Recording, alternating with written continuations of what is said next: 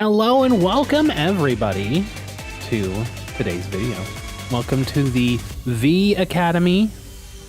My name is Crumbrion, Professor Crumbrion, if you would. And today, we're going to be taking a look at a wonderful game that we played on Pokemon Trading Card Game Live. And be happy to get your reactions to it. Please like and subscribe if you enjoy this kind of content. If you want to follow me and watch games in real time, check me out on twitch.tv/Crumbrion. For now, let's go check out the game. Thanks for watching. 3, 2, 1, go! This is, like, I like making videos and stuff for this, but like bringing it over to YouTube and trying to cut certain sounds out and stuff like that, it's annoying to try and edit because well, first of all, I've made a royalty-free playlist now, so I shouldn't be getting muted on my VODs, so I'll have my full commentary instead of having parts muted and stuff like that. But weirdly enough, like I don't understand like why this game has like desynced audio for OBS. I tried looking at all the settings on OBS, and like there's nothing that shows anything at all in OBS that would indicate the ability to delay or anything else like that. But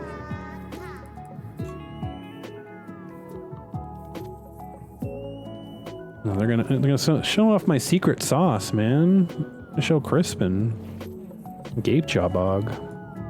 Brutal. Giving away our entire play, man.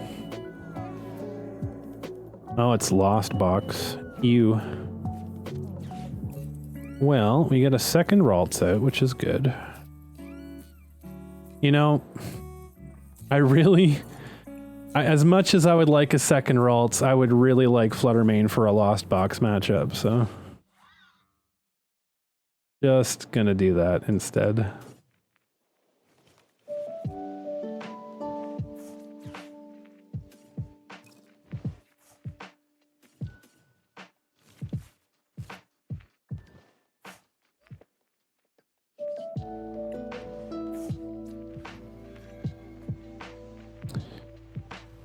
I really should put that back in my hand. Why did I put Ralts in? I'm so stupid. I just gave them a fucking attack here. Oh, I'm so dumb. I meant to put Fluttermane in. I mean, I was retreating for the discard anyways, so that doesn't really matter, but I'm so stupid. Oh my god, I'm dumb. Oh, it doesn't look like it's a Lost Box anyways, so it's like a mutant Lost Box Dusknoir with like Squawkabilly for some reason. Yeah, okay, that's fine then. Putting up Fluttermane would have been like pretty much a waste anyways. It looks like they're just gonna go wide on the Duskulls for KO's next turn. Yeah. Not a big deal then.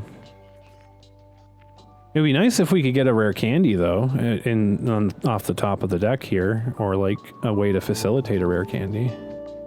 That'd be super cool. Alas, it will not happen though. Yeah, they're gonna knock out their Dusclopses, and then they're going to. Oh, I mean, we might actually get it. They're going to get shit in the Lost City. So this is one way that you can play Lost Box, which is kind of a mutant, weird way of doing it. Not the. Oh, wow, that's insane. Actually, that's actually crazy that we got that.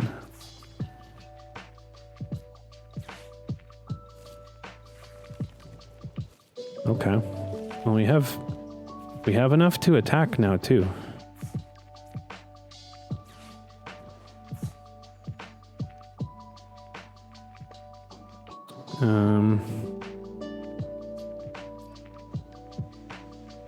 I think we put that on Fluttermane so they can't easily just kill us. And then we just start swinging. because they're going to be attacking with a basic attacker. They might be going for the... I don't know if this list plays Giratina or like what they do here, but they are going to get... They're going to try to get their Duskulls in the Lost Box so that they can make use of whatever this deck uses as the attacker, which I'm not entirely sure. Probably Sableye, it looks like, because they've binned both of their Sableyes. But their entire plan is to knock out their Dusclopses and have them go in the Lost Zone, so...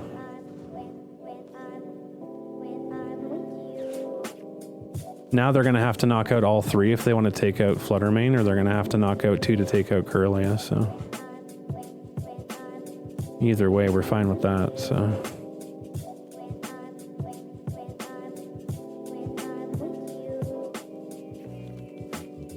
No problem there. And they don't easily get to have an attack here either. I mean, they still can get there with the Cramorant, because they can still ignore the attack cost even with Pokemon League headquarters. They still get to ignore it with Cramorant, but...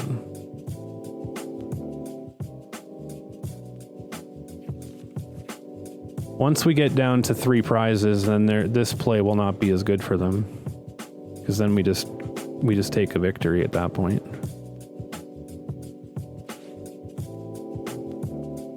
They're going to knock out one of their dudes and put down another Comfy by the looks of it.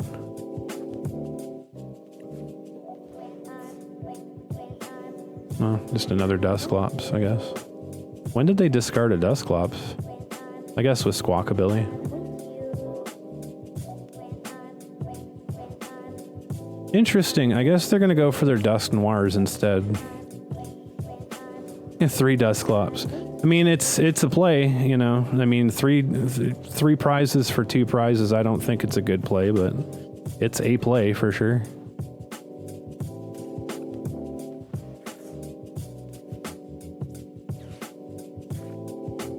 It certainly is.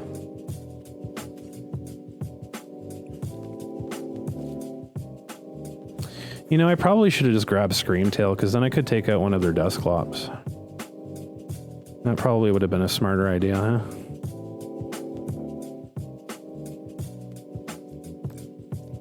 But now it's going to make it a bit more difficult for them to kill the Gardevoir with 2 Dusknoirs. They're going to have to go for 3 Dusknoirs.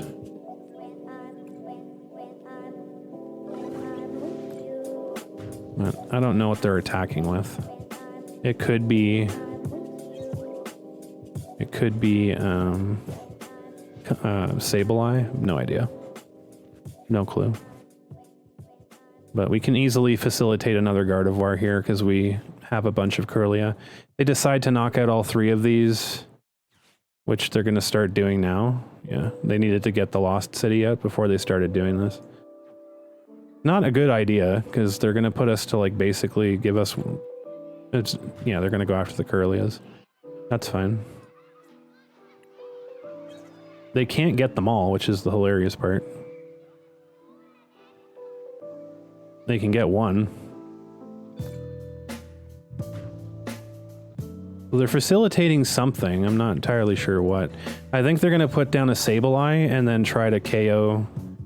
Get like 3 KOs here, but that... For what?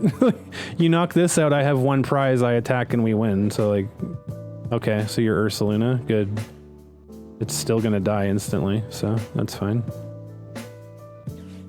Roxanne actually helps me, because we don't have anything in hand to deal with that, so. And then, yeah, we get the balloon, so we just win.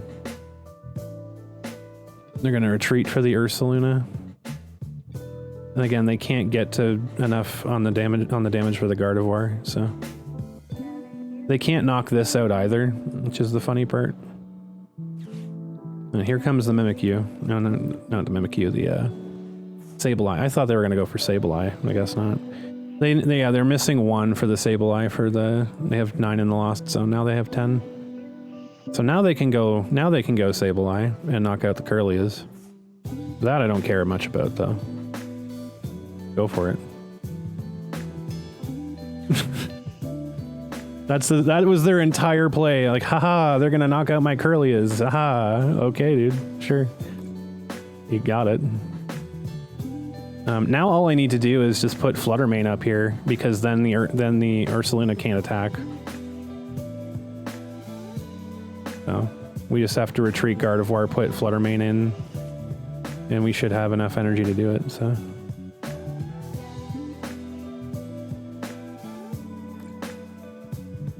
that's the funny part.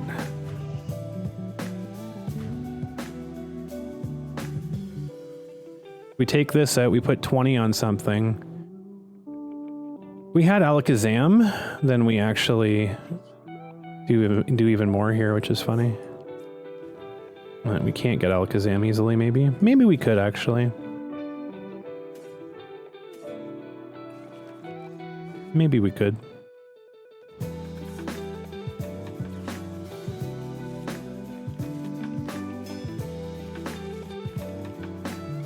No, we didn't get it. That's fine, though. That's okay.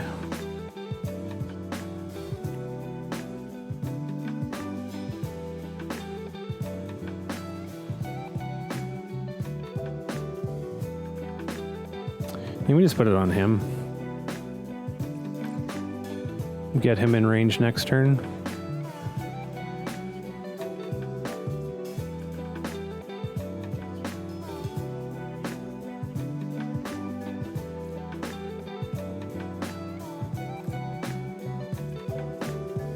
Because next turn he'll be in range, like if he pulls that up to attack with, it'll be in range for Gardevoir to attack with, so. He's gonna have to gust out the Fluttermane in order to attack with the Ursaluna. And he's permanently lost a thing there. Okay, so Secret Box doesn't help us this next turn. But Iono could potentially get us a card that could be helpful. Maybe. Yeah, don't Sableye me, whatever you do. I certainly can't get a KO on you next turn, for sure. Don't have a prospect of doing that at all. Because if I get Alakazam, I just guarantee I don't even have to do anything. I just Monkey Dory Alakazam and the game's over. Curse Blast. Rather just do that, I see.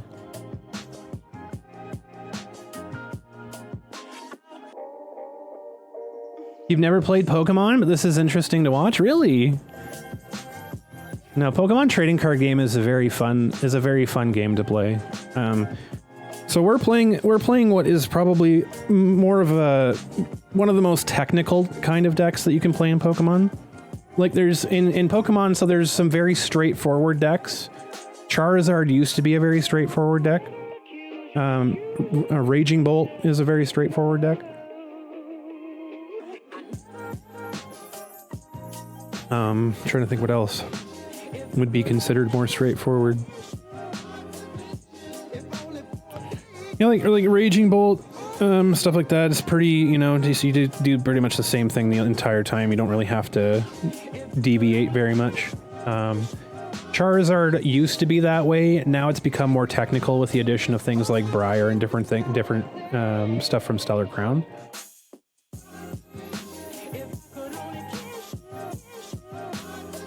But what is interesting, I like to play the decks that are more interactive. There are some decks too that have zero interaction at all. So Snorlax Stall is one of those.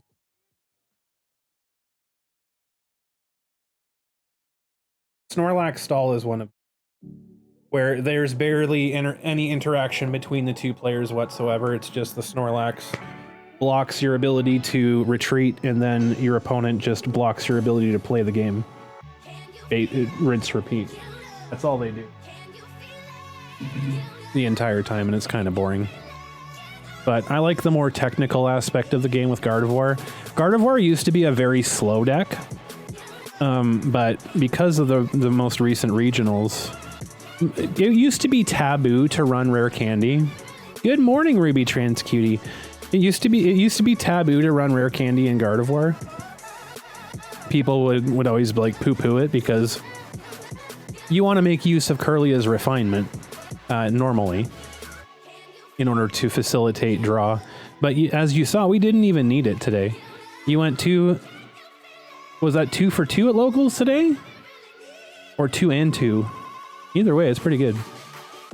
Sounds like something that Pokemon would do. So yeah, so Gardevoir used to be a much slower deck because it was more methodical, and you had to wait several turns before you evolved to Gardevoir to get your full value out of it. But yeah, because of a regional in Baltimore, the player that won that regional really opened people's eyes to the turbo ability that Gardevoir has. Thanks to Secret Box. Secret Box facilitates that turbo very, very quickly, but I also misplayed horrifically bad at the beginning of this game, and it could have turned out really poorly for me, but it was fine. Basically, we had our Ralts out, we had our energy, we had the Flutter Mane in hand. We should have retreated to the Flutter Mane, and for whatever reason, I brain farted and put the other Ralts in. That was a very stupid thing for me to do, but we didn't get punished for it, so it was fine. But it turned out really nice because we ended up drawing a Curlia, so we evolve a Ralts, we refinement, we get another energy. So how did we get the... Oh yeah, we got a Ralts and a rare candy, so then we get our Gardevoir out instantly. And then we get full value out of our Iono because we had only one card in our hand, which was very, very good. And then we bumped their Lost City. 2 wins, 2 losses. 1 game you had prized Turos. Oh, that's terrible. And the stuff you really needed for the matchup, that's the worst. Yeah, so the deck that we were playing against, the Lost Zone Duskull, I don't even know if they run Dusknoir in that list. The whole idea is to knock your Duskulls out when Lost City is out, so that your Pokemon, you get 2 into the Lost Zone every single time you do it. I think they probably do run Dusknoir. It would make sense if they do, because that would be 3 cards you get in the Lost Zone instantly, which is supposed to turbo your Lost Zone, so that number 1, you can do stuff like Counter Catcher, and then you can attack with your Blood Moon or Ursaluna, but it also lets you facilitate 10 cards in the Lost Zone very quickly, so you can get to attack with Sableye probably about 2 to 3 turns faster than you normally would in a regular Lost Zone box deck. This one didn't really get off the ground because, number 1, we knocked out their Lost City fairly early before they even had any Dusclops on the board. They had a bunch of Duskulls, and they put out Lost City extremely early. Tip for anyone that wants to play that deck, by the way, don't play your Lost City until you're ready to knock out your Pokemon. Because if you're not ready to knock out your Dusclops and you put out Lost City, it's very easy, especially right now with the Stadium Wars situation. Because with Stellar Crown and with the advent of Area 0 Underdepths, it's basically created a Stadium War where people are going to be playing a bunch of stadiums. And so if you're playing a critical stadium like Lost City is for this particular deck that he's running, you don't do that. You don't pray that Lost City is going to stay out the entire time, because it's going to get bumped. So what you have to do is you play it when you're going to knock shit out, and then assume it's going to be lost the next turn.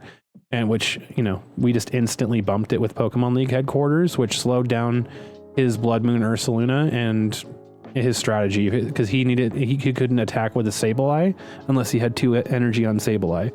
So it slowed down his entire strategy a little bit too much, and he wasn't able to get what he wanted to do. He had to hold on to his Dusclops until he got a second Lost Zone out, which wasn't until much later. And so that would have helped him, because he could have gone after my Curlias before they discarded a bunch of energy in the discard pile.